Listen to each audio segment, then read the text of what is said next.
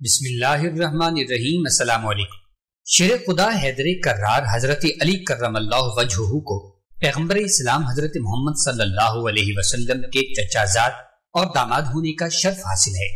آپ کی تعلیم و تربیت دو جہاں کے سردار معلم انسانیت صلی اللہ علیہ وسلم نے بذات خود کی۔ غزوہ تبوک کے موقع پر حضرت علی رضی اللہ عنہ کو آپ صلی اللہ علیہ وسلم نے مخاطب کرتے ہوئے ارشاد فرمایا کہ علی، کیا تم اس بات سے راضی نہیں ہو کہ میری نیابت اور اعتماد کے معاملہ میں تمہاری حیثیت و مرکزیت وہ ہو جو حضرت ہارون علیہ السلام کی حضرت موسیٰ علیہ السلام کے ساتھ تھی، لیکن یہ ضرور ہے کہ میرے بعد کوئی نبی نہیں ہوگا۔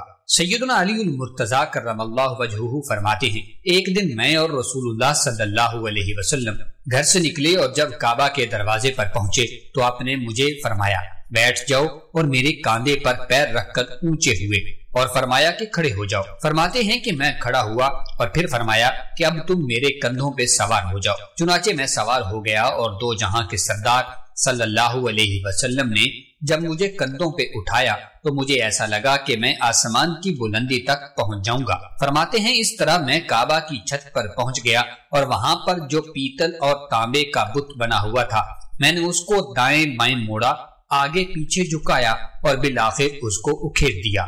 آپ صلی اللہ علیہ وسلم نے فرمایا اسے گرا دو۔ میں نے اسے گرایا تو وہ ایسے چور ہو گیا جیسے شیشے کے بنے ہوئے برتن ٹوٹتے ہیں۔ پھر میں نیچے اتر آیا، چنانچہ یہ محبت اس وقت بامی عروج کو پہنچ گئی جب ہجرت کے دوسرے سال رسول اللہ صلی اللہ علیہ وسلم نے حضرت علی کرم اللہ وجہہ کا عقد اپنی لخت جگر حضرت فاطمہ الزہرا رضی اللہ عنہا سے کر دیا اور ان سے فرمایا اے فاطمہ، میں نے تمہارا نکاح اپنے اہل بیت کے بہترین فرد سے کر دیا ہے۔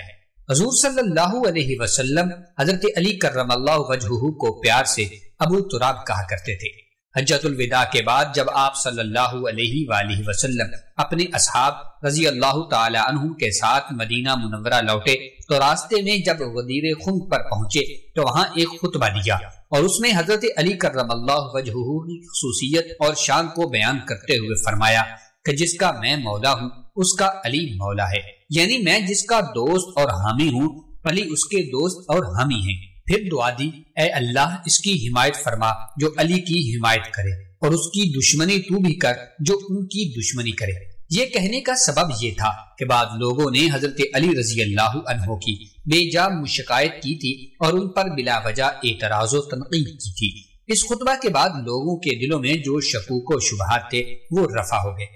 حضرت علی کرم اللہ وجہہ کو بھی حضور صلی اللہ علیہ وسلم سے جنونی حد تک محبت تھی اور اپنے آقا و مولا کی بھوک و پیاس بھی گوارا نہ تھی۔ حضرت عبداللہ ابن عباس رضی اللہ عنہ فرماتے ہیں ایک دن رسول اللہ صلی اللہ علیہ وسلم کے گھر فاقہ تھا۔ حضرت علی کرم اللہ وجہہ کو یہ معلوم ہوا کہ میرے محبوب آقا شکم مبارک خالی ہے تو بہت بے قرار ہوئے، چونکہ اپنے گھر میں بھی کھانے کو کچھ نہ تھا، اس لیے فوراً کسی مزدوری کی تلاش میں نکل کھڑے ہوئے اور ایک یہودی کے باغ میں پہنچے اور اس کے باغ کی سینچائی کا کام اپنے ذمہ لیا اور ایک ڈول کے بدلے ایک کھجور اجرت طے پائی۔ آپ رضی اللہ عنہ نے 17 ڈول پانی کے نکالے اور اس کے 17 اجوا کھجوریں لے کر اپنے محبوب صلی اللہ علیہ وسلم کی خدمت میں پیش کی، اور جب آپ صلی اللہ علیہ وسلم نے اس میں سے کچھ تناول فرما لی تو تب آپ رضی اللہ تعالی عنہ کو راحت و سکون محسوس ہوا۔ غزوہ بدر کے موقع پر رسول اللہ صلی اللہ علیہ وسلم نے اپنی تلوار ذوالفقار حضرت علی کرم اللہ وجہہ کے ہاتھ میں دی اور اس جنگ کے بعد ان کو ہمیشہ کے لیے بخش دی، جس سے آپ نے دشمنان اسلام کا قلع کما کیا۔ یوں تو حق و باطل کے ہر مارکہ میں شیر خدا نے اپنی شجاعت کے جوہر دکھائے، لیکن غزوہ خیبر 7 ہجری میں آپ نے عزم و ہمت اور استقلال کی مثال رقم کر دی۔ خیبر مدینہ منورہ کے شمال مشرق میں ایک یہودی کالونی تھی جہاں بہت مضبوط اور بلند و بالا قلعے تھے، اور یہودی دین اور پیغمبر اسلام کے خلاف ہونے والی ہر سازش کا حصہ ہوتے تھے۔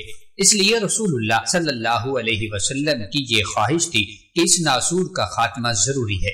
مسلمانوں کے لشکر نے ان خیبر کے قلعوں پر حملہ کیا، لیکن ان میں سے ایک قاموس نامی قلعہ ناقابل تسخیر بنا ہوا تھا اور وہاں سے پسپائی کا سامنا تھا۔ رسول اللہ صلی اللہ علیہ وسلم نے فرمایا کل جھنڈا اسی شخص کے ہاتھ میں ہوگا جس کو اللہ تعالیٰ اور اس کا رسول صلی اللہ علیہ وسلم پسند فرماتا ہے، اور اسی کے ہاتھ یہ قلعہ فتح ہوگا۔ اس اعلان نے تمام اصحاب میں ایک تجسس کی فضا قائم کر دی اور ہر کوئی اس اعزاز و اکرام کا متمنی تھا۔ چنانچہ اسی دوران ارشاد ہوا کہ حضرت علی کرم اللہ وجہہ کہاں ہیں؟ بتلایا گیا کہ ان کی آنکھوں میں تکلیف ہے۔ آپ صلی اللہ علیہ وسلم نے فرمایا ان کو بلاؤ۔ وہ حاضر ہوئے۔ حضرت صلی اللہ علیہ وسلم نے ان کی دونوں آنکھوں پر اپنا لعاب دہن لگایا اور دعا کی۔ حضرت علی کرم اللہ وجہہ فرماتے ہیں میری تکلیف ایسے دور ہو گئی گویا کبھی تھی ہی نہیں۔ اس کے بعد آپ صلی اللہ علیہ وسلم نے ان کے ہاتھ میں علم دیا۔ میدان کارزار میں یہودیوں کا مشہور شاہ سوار و پہلوان مرحب آپ کو یوں للکارتا ہوا آگے بڑھا، تمام خیبر جانتا ہے میں مرحب ہوں، ہتھیار سے لیس ہوں، بڑا تجربہ کار ہوں۔ اس نے اپنے سر پر لوہے کا خول پہنا ہوا تھا۔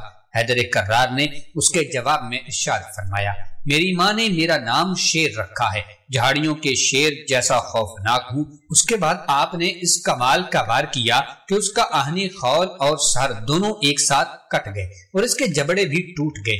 اسی خیبر کی لڑائی کے دوران ایک یہودی نے آپ رضی اللہ عنہ کو ضرب لگائی جس سے آپ کی ڈھال ہاتھ سے گر گئی، تو شیر خدا نے قلعہ کے ایک بھاری بھرکم دروازہ کو جس کو 40 آدمی بمشکل اٹھا سکتے تھے اکھیڑا اور اس کو اپنی ڈھال بنائے رکھا، یہاں تک کہ یہودیوں کو کھلی شکست ہوگی۔ حضرت علی کرم اللہ وجہہ شیر خدا حیدر کرار داماد رسول حسنین کریمین کی ابا کی شہادت، تاریخ اسلام میں اس امت پر وہ سیاہ دن آیا کہ جب 3 خارجی عبد الرحمن ابن ملجم، برق بن عبداللہ تمیمی اور عمر بن بکر تمیمی تینوں ایک جگہ اکٹھے ہوئے اور جن خارجیوں کو حضرت علی رضی اللہ عنہ نے نروان میں قتل کروایا تھا ان کے لیے دعائے مغفرت کی۔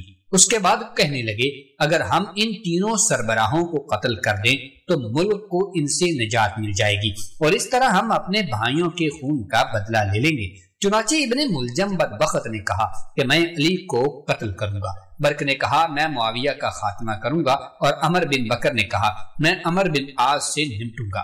چنانچہ یہ تینوں اپنے ناپاک عزائم لیے نکل پڑے اور ابن ملجم اس دروازے کے نیچے آ کر بیٹھ گیا جہاں سے حضرت علی کرم اللہ وجہہ نماز کے لیے نکلا کرتے تھے۔ جس وقت آپ نماز فجر کے لیے نکلے اور لوگوں کو بیدار کرنے کے لیے نماز نماز کہہ رہے تھے اور لوگ نیند سے بیدار ہو کر نماز کے لیے اٹھ رہے تھے کہ اسی دوران اس بدبخت نے سیدنا علی المرتضی کرم اللہ وجہہ کے سر کے اگلے حصے پر وار کیا۔ آپ کے سر سے خون بہنے سے آپ کی داڑھی کے بال رنگین ہو گئے۔ جب اس نے وار کیا اس وقت نعرہ بھی لگایا حکومت صرف اللہ کی ہے، علی تمہاری یا تمہارے ساتھیوں کی نہیں ہے۔ حضرت علی کرم اللہ وجہہ نے آواز دی اس کو پکڑو۔ وہ پکڑا گیا اور بعد میں آپ کے سامنے لایا گیا تو فرمایا اس کو گرفتار رکھو۔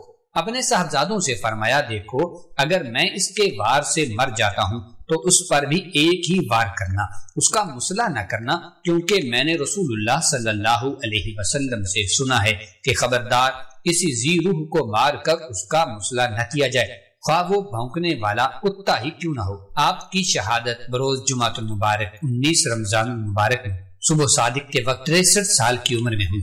آپ کے صاحبزادے حضرت امام حسن رضی اللہ تعالی عنہ نے آپ کی نماز جنازہ پڑھائی اور کوفہ کے دارالامارہ میں دفن ہوئے۔